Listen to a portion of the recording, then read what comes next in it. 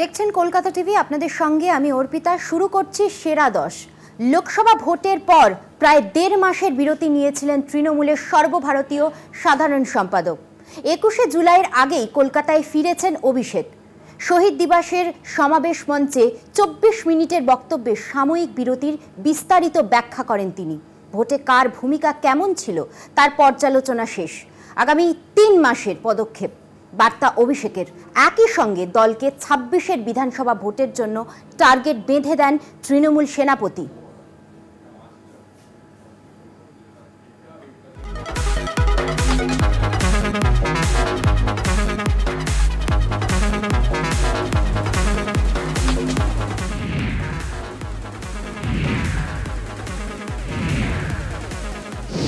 লোকসভায় বাংলায় সবুজ ঝড়। তৃণমূলের দারুণ পারফরমেন্সের পর 21শে জুলাই শহীদ দিবসে তৃণমূলের সবচেয়ে বড় সমাবেশ। বাংলার সব পথ মেশে ধর্মতলায় তৃণমূল কর্মী সমর্থকদের জনজোয়ার।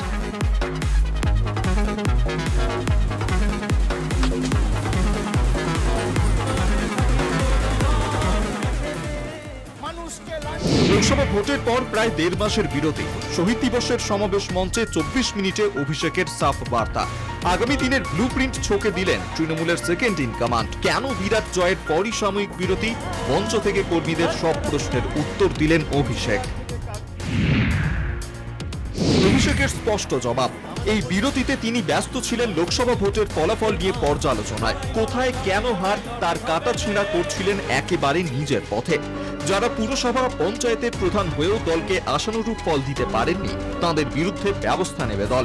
কাউকে রেয়াত নয়। ভোটের এই জয়ে আত্মতুষ্টির কোনো জায়গা নেই, কড়া বার্তা তৃণমূল সেনাপতির। আমি পুরসভার কাউন্সিলরের টিকিট পাবো, আমার ওয়ার্ড থেকে আমি জিতবো, আর লোকসভা বিধানসভায় দল প্রত্যাশিত আর আশানুরূপ ফল করবে না, আপনার বিরুদ্ধে দল ব্যবস্থা নেবে, যত বড় নেতার ছত্রছায়ায় আপনি থাকুন। এই যে 1.5 মাস কোন রাজনৈতিক কর্মসূচিতে আপনারা আমাকে দেখেননি, তার কারণ পর্যালোচনার কাজে আমি ব্যস্ত ছিলাম। আগামী 3 মাসের মধ্যে এর ফল আপনারা দেখবেন। 3 মাসের মধ্যে কাউকে রেয়াত করা হবে না। 2026 সালের ভোটে 2021 এবং 2024 সালের ভোটের ফলকে ছাপিয়ে যেতে হবে। 26-এর টার্গেট বেঁধে দিলেন তৃণমূলের সর্বভারতীয় সাধারণ সম্পাদক। আমাদের 26-এর জন্য এখন থেকে প্রস্তুতি নিতে হবে। পুরসভায় যারা দায়িত্বে আছেন, পঞ্চায়েতে যারা দায়িত্বে আছেন, তাদের কর্মীদের কথা ভাবতে হবে, নিজের কথা ভাবলে চলবে না। পুরনোদের অভিজ্ঞতা এবং নতুনদের উদ্দীপনা নিয়ে একসঙ্গে কাজ করতে হবে, বার্তা অভিষেকের। পুরনোদের অভিজ্ঞতা আর নতুনদের উৎসাহ উদ্দীপনা দুটোই তৃণমূলের একই বৃন্তে দুটো কুসুম। এদিন মঞ্চ থেকে লোকসভা ভোটে তৃণমূলের বিরাট জয়কে মমতার পায়ে অর্পণ করেন তৃণমূল সেনাপতি। যোগী রাজ্যে সপার বিরাট সাফল্যের জন্য অখিলেশ যাদবকেও ধন্যবাদ জানান অভিষেক। কলকাতা টিভি।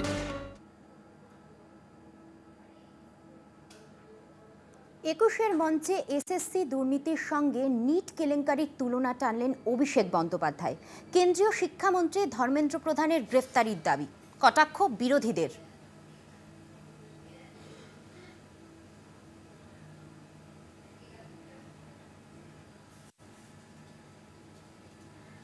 নিট ইউজি পরীক্ষার দুর্নীতি নিয়ে উত্তাল দেশ। চাপে পড়ে সিবিআই তদন্ত, গ্রেফতারি। এনটিএ প্রধানকে সরিয়ে দেওয়া, অর্থাৎ চাপে কেন্দ্র। একাধিকবার সাংবাদিক বৈঠক করে সাফাই দিতে হয়েছে কেন্দ্রীয় শিক্ষামন্ত্রী ধর্মেন্দ্র প্রধানকে। 21-এর সভামঞ্চে এই নিট কেলেঙ্কারি নিয়ে সোচ্চার অভিষেক বন্দ্যোপাধ্যায়।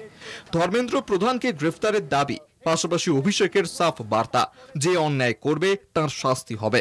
সেই প্রসঙ্গেই অভিষেকের মুখে এসএসসি দুর্নীতিতে ধৃত পার্থ চট্টোপাধ্যায়ের নাম। তার ব্যাখ্যা, এসএসসি দুর্নীতিতে শিক্ষামন্ত্রী পার্থ চট্টোপাধ্যায়ের বাড়িতে যদি ইডি রেড চালায়, তবে নিট কেলেঙ্কারির জন্য কেন্দ্রীয় শিক্ষামন্ত্রী ধর্মেন্দ্র প্রধানকে রেয়াত করা হবে কেন? 21শে জুলাই যেদিন হয়েছিল তার পরের দিন পার্থ চ্যাটার্জির বাড়িতে ইডি রেড করে তাকে গ্রেপ্তার করে। যদি কেউ দোষ করে তার বিরুদ্ধে ব্যবস্থা হোক। আমরা কোনো দোষকে, কোনো অন্যায়কে প্রশ্রয় দিই না।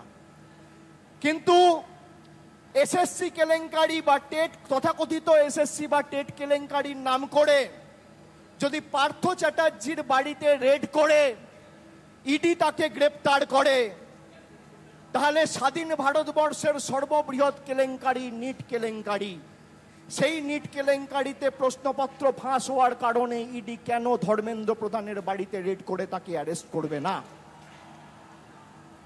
কেন এই রাজনৈতিক পক্ষপাত, দুষ্ট আচরণ, কেন এই দ্বিচারিতা?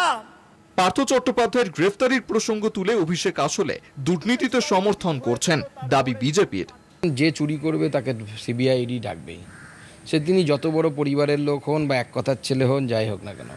এটা মাথায় রাখবেন, নরেন্দ্র মোদীর সরকার না খাউঙ্গা না খানে দুঙ্গা নীতিতে বিশ্বাস করে, এখনও বিশ্বাস করে, এবং মাননীয় প্রধানমন্ত্রী তার প্রধানমন্ত্রীর পদে তৃতীয়বারের পর বসার পর তিনি স্পষ্ট করে দিয়েছেন দুর্নীতি বিরোধী অভিযান আরও শক্ত করা হবে, যারা দুর্নীতিবাজ তাদের সাথে কোনো ধরনের কম্প্রোমাইজ হবে না।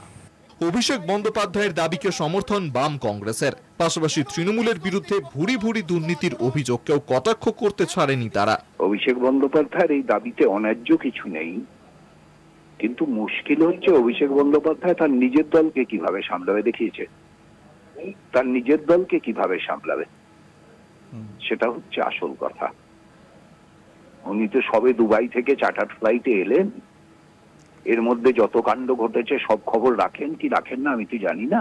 দুর্নীতিগ্রস্তদের নিজস্ব কোনো দল বা আলাদা কোনো কিছু হয় না, তারা যে দলে থাকবেন সে দলেই দুর্নীতি করবেন। তো এটা বলেছেন উনি ওনার মতো বলেছেন, কিন্তু অভিষেক বাবুকে এটা বোঝা উচিত যে ঠগবাসতে গা উজাড় হয়ে যাবে। ওনার দলে উপর থেকে নিচ পর্যন্ত দুর্নীতিগ্রস্ত নেতাদের দ্বারা ভর্তি হয়ে আছে। তো একটা ওই পার্থবাবুকে দেখিয়ে আর বেশি দিন দূর পার হবে না, এরকম পার্থবাবু প্রচুর রয়েছে। 21-এর মঞ্চ থেকে অভিষেকের দাবি তৃণমূল অন্যায়কে প্রশ্রয় দেয়নি। এই প্রসঙ্গে আরো একবার কর্মীদের উদ্দেশ্যে বিনয়ী হওয়ার বার্তা দেন তৃণমূল সেনাপতি। কলকাতা টিভি। বাংলাদেশের কোটা আন্দোলনে কার্যত জয় ছাত্রদের। হাইকোর্টের দেওয়া কোটার রায় বাতিল করল বাংলাদেশের সুপ্রিম কোর্ট। শীর্ষ আদালতের নির্দেশ, মুক্তিযোদ্ধাদের পরিবারের জন্য মাত্র 5% সংরক্ষণ থাকবে। সরকারি চাকরিতে 93% নিয়োগ হবে মেধার ভিত্তিতে। বাংলাদেশে আন্দোলনরত ছাত্রদের পক্ষেই সুপ্রিম কোর্ট। বাতিল হাইকোর্টের কোটা রায়। 93% নিয়োগ মেধার ভিত্তিতে। মুক্তিযোদ্ধাদের জন্য 5% সংরক্ষণ। সরকারি চাকরিতে কোটা ব্যবস্থার সংস্কার নিয়ে উত্তাল বাংলাদেশ। আন্দোলন, গুলি, মৃত্যু। মৃত কমপক্ষে 150। কারফিউ, সেনার টহল। পড়ুয়াদের দেশ ছাড়ার হিড়িক। এর মধ্যেই রবিবার সুপ্রিম কোর্টের পূর্ণাঙ্গ বেঞ্চে কোটা নিয়ে শুনানি। সরকারের পক্ষে অ্যাটর্নি জেনারেল হাইকোর্টের আদেশ বাতিল চেয়ে আবেদন করেন। শিক্ষার্থীদের পক্ষে বক্তব্য দেওয়ার জন্য 5 জন আইনজীবীকে অনুমতি দেন আদালত। সুপ্রিম কোর্টের শুনানিতে অংশ নেওয়া 9 আইনজীবীর মধ্যে 8 জনই হাইকোর্টের আদেশ বাতিল করার পক্ষে মত দেন। একজন আইনজীবী কোটা সংস্কারের পক্ষে মত দেন। হাইকোর্টের কোটা পুনর্বহালের আদেশ বাতিল করে সুপ্রিম কোর্টের আপিল বিভাগ বলে, এখন থেকে সরকারি চাকরিতে 93% নিয়োগ হবে মেধার ভিত্তিতে। বাকি 7%-এর মধ্যে 5% মুক্তিযোদ্ধা কোটা, 1% জনজাতিদের কোটা আর 1% প্রতিবন্ধী তৃতীয় লিঙ্গ কোটা হিসেবে থাকবে। তবে সরকার চাইলে এই কোটার হার কম বেশি করতে পারবে। সরকারকে দ্রুত এই বিষয়ে নির্দেশিকা জারি করতে বলেছে সুপ্রিম কোর্ট। বাংলাদেশে সরকারি চাকরির ক্ষেত্রে মোট 56% আসন সংরক্ষিত ছিল এবং 44% আসন সাধারণের জন্য নির্ধারিত ছিল। 1972 সাল থেকে এই নিয়ম চলে আসছিল। 56%-এর মধ্যে স্বীকৃতিপ্রাপ্ত মুক্তিযোদ্ধাদের স্বজনদের জন্য 30%, মহিলাদের জন্য 10%, বিভিন্ন জেলার জন্য 10%, জনজাতিদের জন্য 5% এবং প্রতিবন্ধীদের জন্য 1% সংরক্ষিত পদ ছিল। 2018 সালে সংরক্ষণ সংস্কারের দাবিতে আন্দোলন ছড়িয়ে পড়ায় প্রধানমন্ত্রী হাসিনা মুক্তিযোদ্ধার স্বজনদের জন্য 30%, মহিলাদের জন্য 10% এবং জেলা খাতে 10% সংরক্ষণ বাতিল করে দেন। রাখা হয় শুধু জনজাতিদের 5% এবং প্রতিবন্ধীদের 1% সংরক্ষণ। এর আগে 2018 সালে কোটা নিয়ে আন্দোলনের মুখে প্রথম ও দ্বিতীয় শ্রেণীর চাকরিতে কোটা ব্যবস্থা বাতিল করে বিজ্ঞপ্তি জারি করে সরকার। সেই রায়ের বিরুদ্ধে রিট পিটিশন দায়ের করা হলে চলতি বছরের 5ই জুন ওই বিজ্ঞপ্তি অবৈধ ঘোষণা করে কোটা পুনর্বহালের রায় দেয় হাইকোর্ট। পরদিন থেকেই কোটা ব্যবস্থা বাতিলের দাবিতে আন্দোলন শুরু করেন শিক্ষার্থীরা। পরে কোটা ব্যবস্থা সংস্কারের দাবিতে আন্দোলন শুরু হয়। কলকাতা টিভি। এখন সময় একটা বিরতির। ফিরছে বিরতি নিয়ে, সঙ্গে থাকুন। বিরতির পর যে খবরে নজর রাখছি, উচ্চ মাধ্যমিকে ইংরেজিতে পেয়েছিলেন মাত্র 21। অর্থনৈতিক চাপে পড়াশোনার লাটে উঠেছিল একসময়। তারপর কেবলমাত্র মনের জোরে আইপিএস হয়েছেন জলপাইগুড়ির পুলিশ সুপার উমেশ খান্ডবাহেল। নিজের জীবনের লড়াই কচি কাচাদের সঙ্গে ভাগ করে নিলেন উমেশ।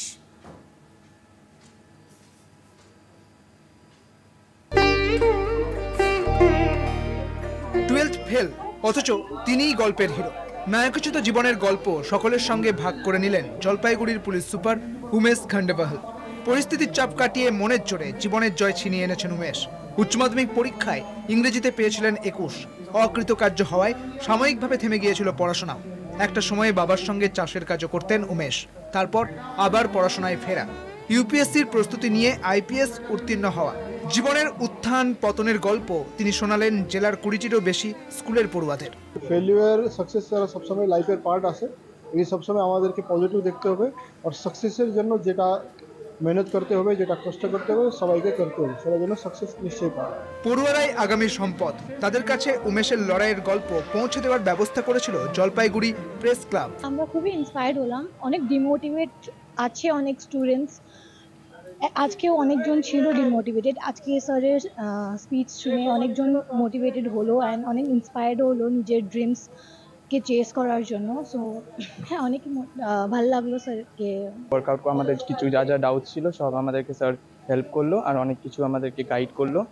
সো এবার আমরা নিজেদের মতন এখন প্রিপেয়ার করব। অনেক কিছু আমরা শিখলাম আজকে।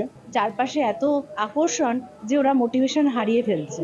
তো এই অবস্থায় উনি ওদেরকে মোটিভেট করলেন, কিভাবে এগোতে হবে জীবনে সেই শিক্ষা দিলেন। সব মিলিয়ে অত্যন্ত সুন্দর একটি অনুষ্ঠান আজকে আমরা প্রত্যক্ষ করলাম। এদিন আইপিএস কে সামনে পেয়ে নিজেদের সমস্যার কথা তুলে ধরে পড়ুয়ারা। যতটা সম্ভব সেসব সমস্যার সুরাহাও বাতলালেন উমেশ। ছোটদের সঙ্গে তিনিও যে কোয়ালিটি টাইম কাটিয়েছেন তাও স্বীকার করেছেন সদ্যব্যস্ত পুলিশ সুপার খান্ডবাহেল উমেশ গণপত। জলপাইগুড়ি থেকে সুজিতদের report, Kolkata TV.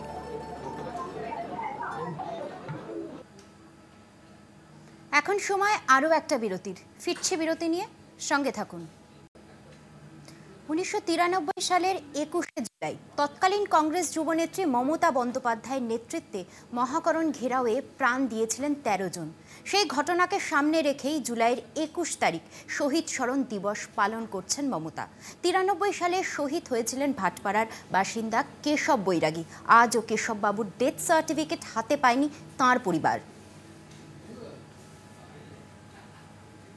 No identity no vote, এই স্লোগানকে সামনে রেখে 1993 সালের 21শে জুলাই রাইটার্স বিল্ডিং অভিযান করেছিল কংগ্রেস।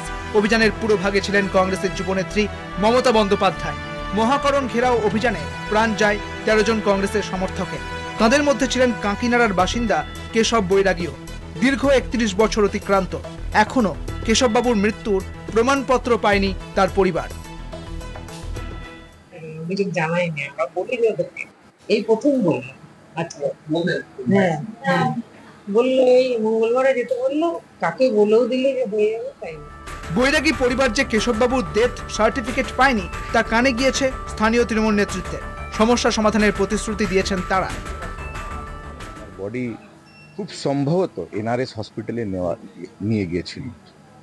এনআরএস হসপিটাল ক্যালকাটা কর্পোরেশনের মধ্যে পড়ে, তাই জন্য আমরা চেষ্টা করছি ক্যালকাটা কর্পোরেশনে যোগাযোগ করে ওনার ডেথ সার্টিফিকেটটা যেন তাড়াতাড়ি অবিলম্বে ওনার হাতে আমরা তুলে দিতে পারি, তার জন্য আমরা চেষ্টা। মৃত্যুর দীর্ঘদিন পরেও কেশব বৈরাগীর ডেথ সার্টিফিকেট না পাওয়াকে স্বৈরাচারী রসিকতা বলে কটাক্ষ বিজেপির। 30 বছর পরে যখন শুনি সেদিনের সেই কর্মী আজও পেলেন না তার ডেথ সার্টিফিকেট, তখন সত্যিই মনে হয় এইটাই স্বৈরাচারীর রসিকতা। কারণ সেই স্বৈরাচারী বিগত দীর্ঘদিন ধরে, প্রায় 3rd টার্ম গভর্নমেন্ট তার চলছে, 12 বছর হয়ে গেছে, তার একবারও মনে পড়েনি অরিজিনালি যারা সেদিনকে ভিকটিম হয়েছিল তারা তার সহকর্মী ছিলেন, সেদিনকে তিনি যে দল করতেন সে দলে। তাই তার উচিত ছিল একবার ভেবে দেখা কর্মীরা বা তার পরিবারের লোকগুলো কেমন আছে, তিনি ভেবে দেখার প্রসঙ্গ করেননি। দেখার আগামী কতদিনের মধ্যে সেই ডেথ সার্টিফিকেট তাদের হাতে চলে আসে এবং পুরসভা নিজের তার দায়িত্ব রাখে কিনা। কাকিনাড়া থেকে শুভজিৎ সিং এর রিপোর্ট, কলকাতা টিভি। সেরা 10 আজ এই পর্যন্তই। দেখতে থাকুন কলকাতা টিভি, রাত দিন 7 দিন।